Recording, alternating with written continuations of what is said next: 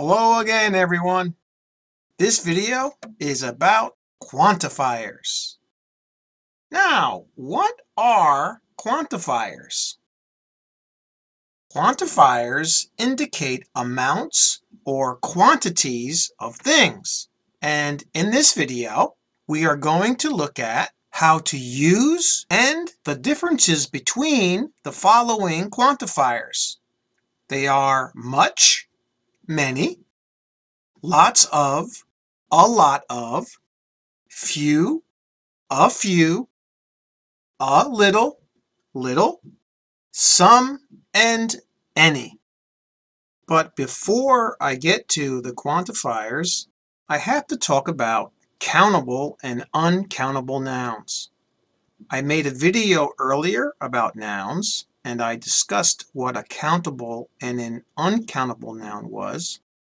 And to determine which quantifier to use, you have to know if the noun that you are describing a quantity for is a countable noun or an uncountable noun.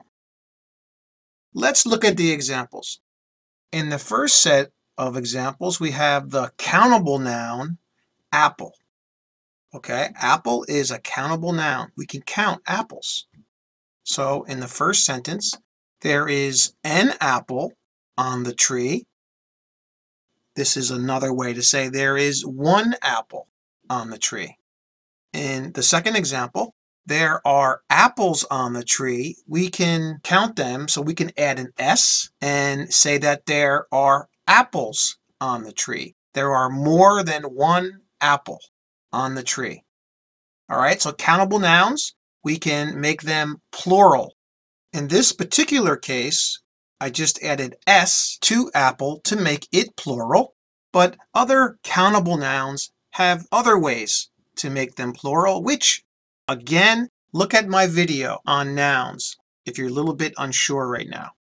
Okay, so let's go to the next set of examples with uncountable nouns. In this case, we're talking about sand. Sand is what we call a mass noun. A mass noun is a group of something, and we count a group as one, so they're singular. For example, number 3 here. There is sand on the beach. You see, it's counted as one. Sand. Okay? And we would never say, like number 4, there are sands on the beach. We can't pluralize it. We can't add the S. All right? So if you can determine if the noun is a countable noun or an uncountable noun, you'll be able to use quantifiers with no problem whatsoever. And the first one we're going to look at is the quantifier much. Much is used to determine the quantity of uncountable nouns, and it's usually used in questions and in negative sentences. Let's look at the first example. Number 1, how much ice cream do you want? Here, much is describing or determining the amount of ice cream. Ice cream is an uncountable noun, so we use much, right? We can't count ice cream. Remember, it's one of those mass nouns, a group. It's counted as a group. And in the second example, you don't have much time before the bus leaves. Here, this is a negative sentence. We're talking about you don't have enough time. And time, in this example, in this particular use of time, it is uncountable. So we use much. All right? Time is counted by how? It's counted by minutes and seconds and hours. Those things you can count. But time, the way it's used here, you can't count it. So we use much. All right, now let's look at many. Many is used with plural countable nouns. It's mainly used in questions and negative sentences. Similar to much, it's a large quantity of something. But many is the alternative to much because many quantifies countable nouns, like in the first example. Number 1, How many cookies do you want? Cookie is a countable noun. I can count cookies. 1, 2, 3. In the second example, you'll see it. There aren't many cars on the highway today. All right? So many means a large quantity. So if we say that there aren't many, we mean there are not a lot of cars on the highway. Okay? Cars, car, countable noun. That's how you know which one to use. Now let's look at a lot of and lots of. This should be very easy for everyone, okay? Because they're used with uncountable and plural countable nouns. They're usually used in positive sentences and like much and many. They are used to quantify large amounts. So, in the first example, we have, there is a lot of bread on the table. Bread? Is bread a countable or an uncountable noun? Uncountable noun. We can also say, number 2, there is lots of bread on the table.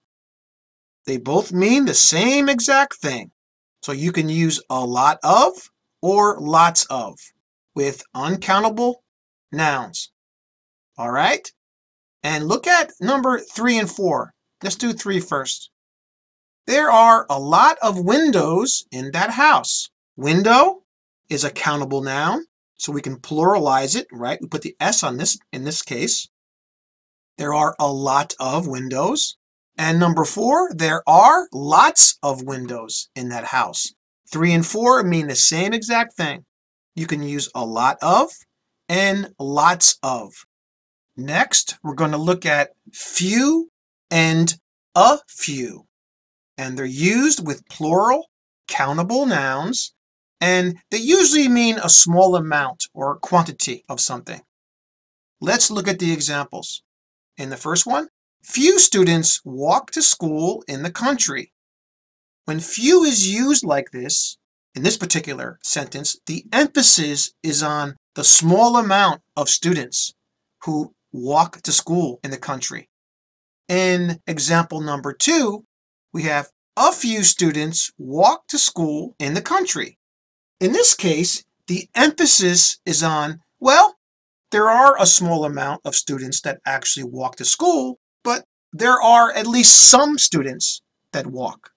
So 1 is implying that there are a small amount, maybe in a negative way. And then in number 2, a few students is saying that, well, I know there's a small amount, but some students do walk to school. Okay?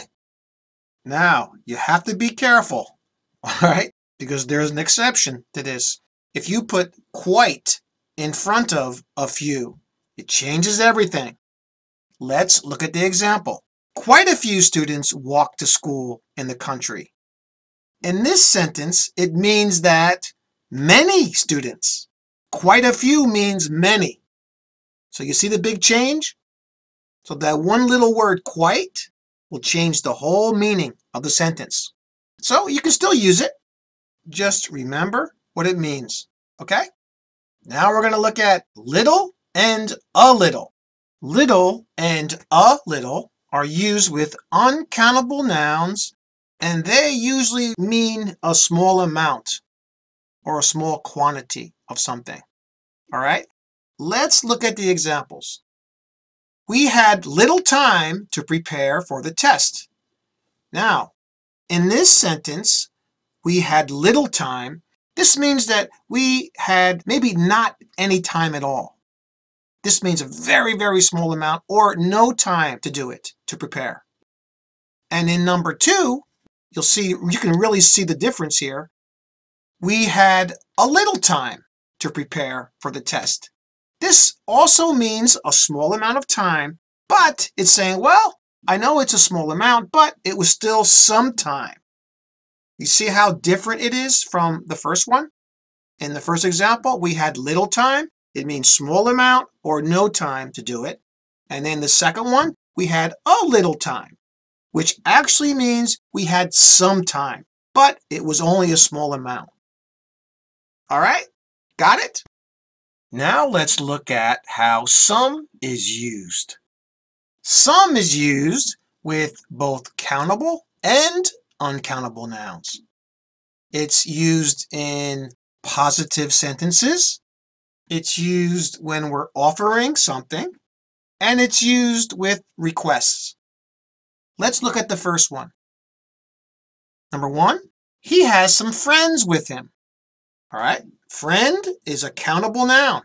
So we can use some with countable noun. It's positive, right? He has some friends. Number two, he bought some iced tea for his friends. Now, iced tea is an uncountable noun. You see, but we can still use some. So it can be used with countable and uncountable nouns. In number three, we have an offering. Would you like some coffee? Here we're using some for the person is offering, if the other person wants something to drink. And in number four, we have a request. Could I borrow some money, please? Now, some is used other ways in English, but these are pretty common ways. Now, let's do the final quantifier, which is going to be any. Any is used with both countable and uncountable nouns, and it's usually used in negative sentences and questions. Let's look at the examples. In the first sentence, number one, she doesn't have any friends at this school. This is implying it's a negative, right? She doesn't have friends. And again, it's a countable noun. Friends, right? Friend is a countable noun. Number two, there isn't any milk left in the refrigerator. Another negative, right? There is no milk. Milk is uncountable. And in the third example, we have a question. Is there any money in your bank account? This is a neutral question, right? It's not a negative or it's not a positive. It's just, the person is just asking, is there any? All right, and that's how it's used. All right, okay. That's all for this video. Take a look at the summary here first. You can pause the video if you want. So I hope this video was helpful. Look for my next video, which is going to be a test on quantifiers. All right? So, like I always say, keep practicing. See you next time.